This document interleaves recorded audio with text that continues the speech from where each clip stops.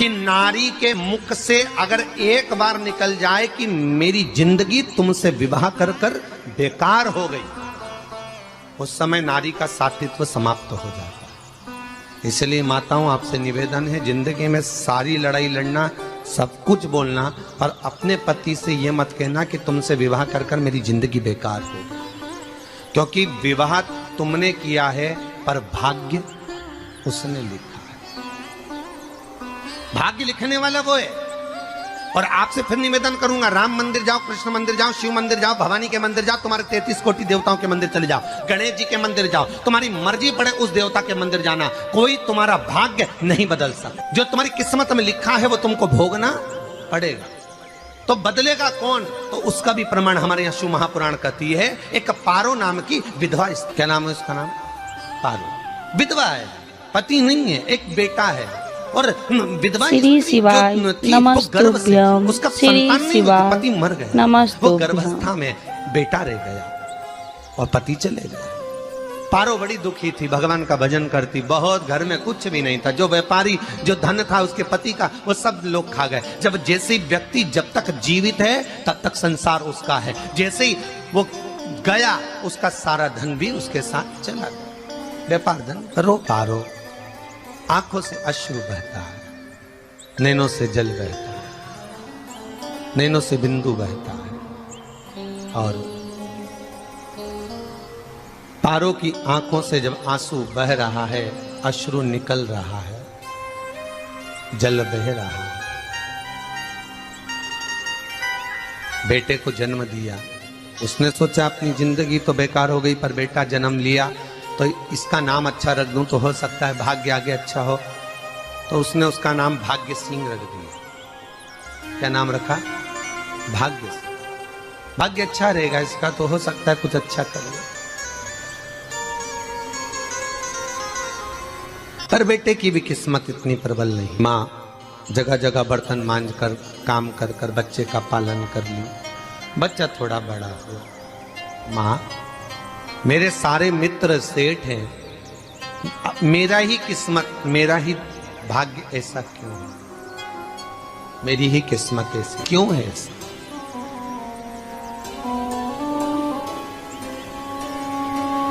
मां, मेरी किस्मत में इतना दुख क्यों लिखा है?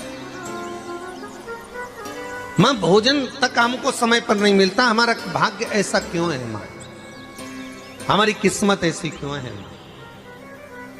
माँ कहती है, बेटा जो ललाट पर लिखा उसे कौन टाल सका। माँ बच्चों को समझाती है, माँ बच्चों को कहती है, नमस्तुभ्यं, धीरे समय निकलता है। नमस्तुभ्यं। एक बार बता माँ, तू कहती है कि सब भगवान ने लिखा है भाग्य में, तो भगवान का मिलेगा मुझे बता दे। माँ बोलती है, ऐसी कोई जगह नहीं जहाँ भगवान नहीं।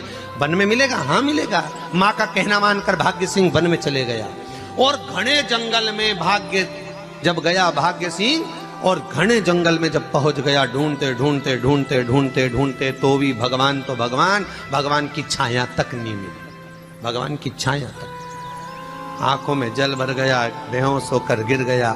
शाम का समय था, विष्णु और लक्ष्मी निकल कर जा रहे थे। लक्ष्मी और विष्णु जाते जाते उसको देखकर रूप बदल के उसके पास गए। बेटा, आपका नाम क्या है? हमारा नाम भाग्य सिंह। कहाँ जा रहे हो? भगवान से मिलना है हमको। क्या काम है तुम्हें भगवान से? भगवान से पूछना है कि मेरी किस्मत ऐसी क्यों बनाई, मेरी किस्मत में गरीबी क्यों लिखी, मेरे भाग्य में इतना दुख क्यों लिखा। मुझे भगवान से पूछना है कि मेरी किस्मत ऐसी क्यों बनाई, मेरी किस्मत में इतना दुख क्यों लिखा।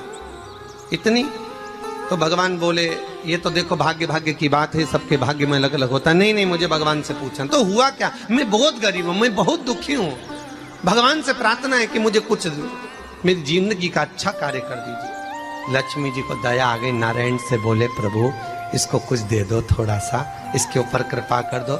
नारायण बोले, इसके भाग्य में नहीं है लक्ष्मी, इसके भाग्य में नहीं है लक्ष्मी। लक्ष्मी मैं दे भी दूंगा तो इसकी किस्मत में नहीं है। लक्ष्मी कहती है, आपका काम देने का है, आप तो दो। भगवान ने कहा, लक्ष्मी नहीं है भाग्य में, तुम तो दे दो। लक्ष्मी जी के कहने पर नारायण ने उसको एक हीरे का हार दे दिया। ले, ये ले हीरे का हार।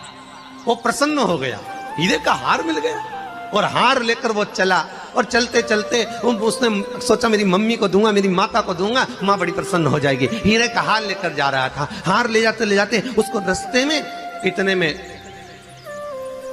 उसको तुरंत उसी समय पर कहीं सोचादि कर्म के लिए जाना पड़ा। उसने सोचा इस हार को इस पत्थर पर रख देता हूं, अभी आऊंगा वापिस इस हार को उठाकर घर लेकर चले जाऊंगा। और सोचादि कर्म के लिए वो चल दिया।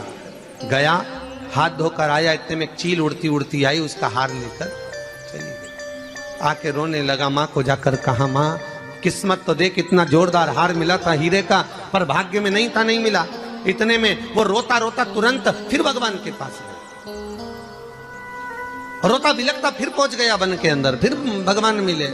भगवान ने पूछा अब क्या हुआ? प्रभु मेरा हार तो वो हीरे का, मेरा हीरे का हार ले गई चील। भगवान बोले देख भैया, हम तो तेरी किस्मत में था, वो कर दिया, अब आगे तू एक काम कर, ब्रह्मा जी से जाके मिल। ब्रह्मा जी कहाँ मिलेंगे? श्री शिवाय नमस्तुभ्यं। श्री शिवाय नमस्तुभ्यं। ब्रह्मा जी मेरे भाग्य में गरीबी लिखी है, कुछ अच्छा कर दीजिए। ब्रह्मा जी कहते हैं तुम्हारा भाग्य में जो लिखा है वो तुम्हें भोगना पड़ेगा। नहीं नहीं, आप कृपा करो। लक्ष्मी जी ने नारायण से कहा इसको कुछ कृपा कर दो। तो भगवान ब्रह्मा जी ने कहा चलो इसका भाग्य बदलने के लिए एक हीरे की अंगूठी दे देता हूं। भगवान ने उसको हीरे की अंगूठी दे दी। अब हीरे की अंगूठी दी, फिर वो लेकर चला। इतना खुश था, अब मुझे हीरे की अंगूठी मिल गई, अब मुझे हीरे की अंगूठी मिल गई। इतना प्रसन्न होकर जा रहा था, इतने में इसको लग गई प्यास। इसने सोचा पानी पी लूं। पानी पीने के लिए इसने मुंह को करा नीचे, जेब में रखी थी अंगूठी, वो पानी में लुढ़क गई। लुढ़कते से एक मछली निगल गई, अंगूठी भी हाथ से। देखिए, कोई कितना भी साथ दे दे, पर भाग्य में अगर सुख लिखा होगा तो वो अपने आप मिलेगा। नहीं, फिर आया, फिर मां से कहा मां ऐसा हो।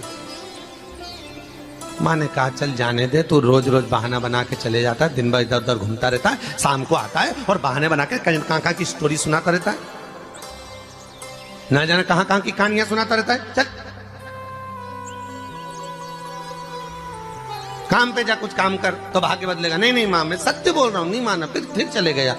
नारायण ने कहा एक काम करो, अब तुम शंकर जी के पास जाओ, शिव जी के पास जाओ। भोलेनाथ जी ने उसको हीरे की पोटली दे दी।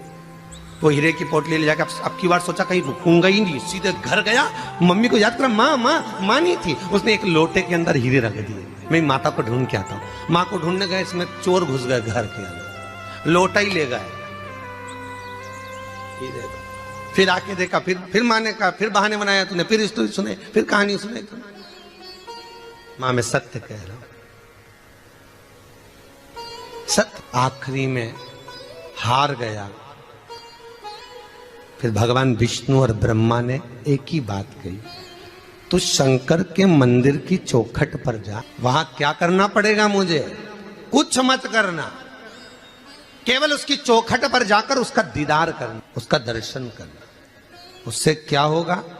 भगवान विष्णु और ब्रह्मा कहते हैं 33 कोटि देवताओं के पास जाएगा तो कुछ नहीं होने वाला, पर शंकर के दरवाजे पर भाग्य देवी रोज प्रतिदिन झाड़ू लगाती है। कौन झाड़ू लगाती है? भाग्य देवी। आपसे निवेदन है, बहुत सुंदर कथा, इससे समझना कि विष्णु ब्रह्मा राम कृष्ण आदि 33 कोटि देवताओं के पास तुम चले जाओ, कोई तुम्हारा भाग्य नहीं बदल सकता।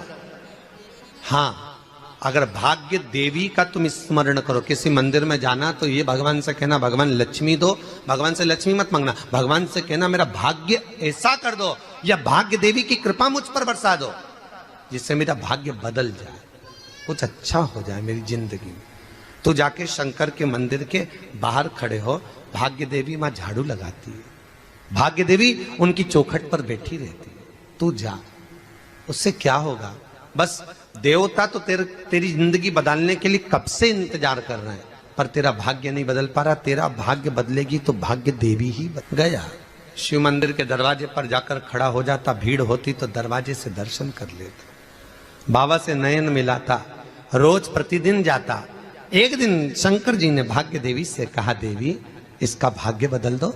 देवी कहती है, भोलेनाथ इसकी किस्मत में ब्रह्मा जी ने यही लिखा है दुख, इसकी किस्मत में ठोकरें खाना ही लिखा है। भाग्य देवी तुम मेरे दरवाजे की झाड़ू लगाती हो, आज इसके भाग्य की झाड़ू लगाइए। भाग्य देवी ने कहा भोलेनाथ आप कह रहे हो। श्री शिवाय नमस्तुभ्यम, श्री शिवाय नमस्तुभ्यम।